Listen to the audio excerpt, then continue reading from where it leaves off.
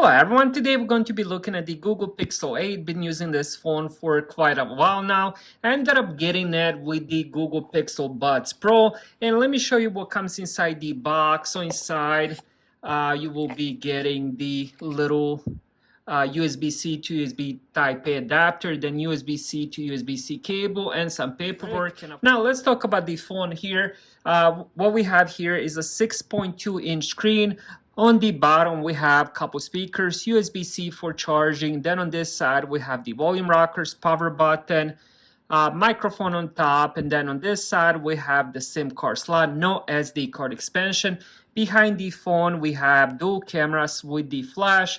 I'll talk more about those later. But the whole look of the phone looks really amazing. I do love how they set up the cameras here.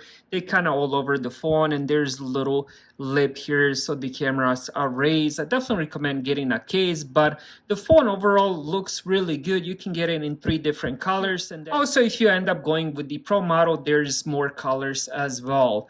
Now the whole phone fits inside my hand nicely. Honestly, the more I use it, the more I love it. I think this is the perfect size.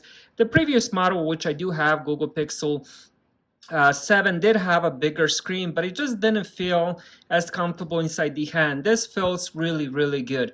Next, let's talk about the display. 6.2 inches, 2400 times 1080 pixels, 22:9 ratio, 424 pixels per inch. This is a OLED display with 120 Hz refresh rate.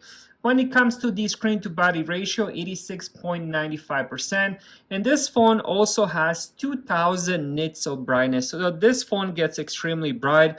You can end up using it in the middle of the day, on the sunniest day, and the screen will look amazing. So when it comes to the overall screen, it's beautiful. You have 1080p resolution, 200 nits of brightness, OLED display with 120 Hz refresh rate. So the screen itself is definitely amazing. Now let's talk about the performance. Inside the phone, we do have Google Tensor GT CPU, which is Google's own CPU. Pretty speedy processor. I mean, as I mentioned earlier, I ended up playing quite a lot of games, playing videos, multitasking, stuff like that, and everything. This phone just crushes everything, to be honest. This phone also has 8 gigabytes of RAM. When it comes to the storage, you can get it in 128 or 256 gigabytes of storage.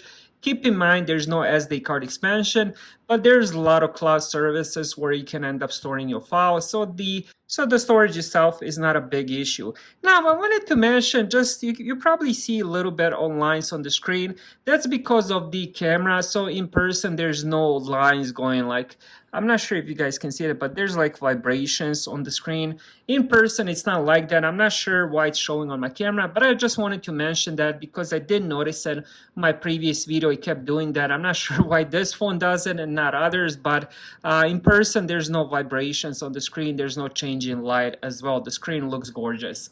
Now let's talk about the performance. As I mentioned, GT CPU, 8 gigabytes of RAM, day-to-day stuff. I mean, this thing is very speedy. I mean, I do have the Pixel 7, and that phone was pretty fast and still fast, and this one is just really fast and very future-proof. Now, speaking of that future-proof, this phone will end up getting 7 years of Google updates, which is just insane.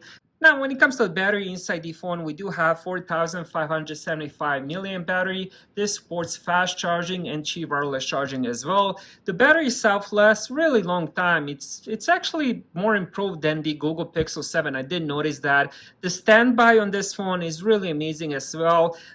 Whenever I did end up getting it, I was doing all the updates, getting all the apps, and then I left the phone to do all the updates, and as I was using my last one. But in 24 hours, you only dropped like maybe 2-3%, which is pretty amazing.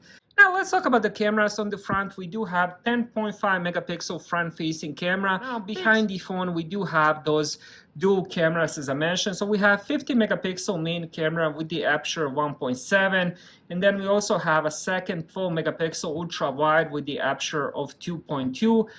This phone, of course, records in the 4K at 60 fps, and the cameras, of course, can record in the 1080p full HD resolution at 240 frames per second. Now the cameras are of course amazing, but the best thing about the this phone and the cameras is its software. There's so many different smart AI options you can do. You probably seen commercials where they take a picture and then they can make the self jump and stuff like that, so you can move yourself up, you can end up deleting somebody from the picture and stuff like that, and it works really good. And now I can definitely expect more updates for the software, but it's going to get even better. So far it's been really fun to use. Still haven't discovered 80% of what this phone, especially the cameras, can do. It is kind of newish phone, it just came out.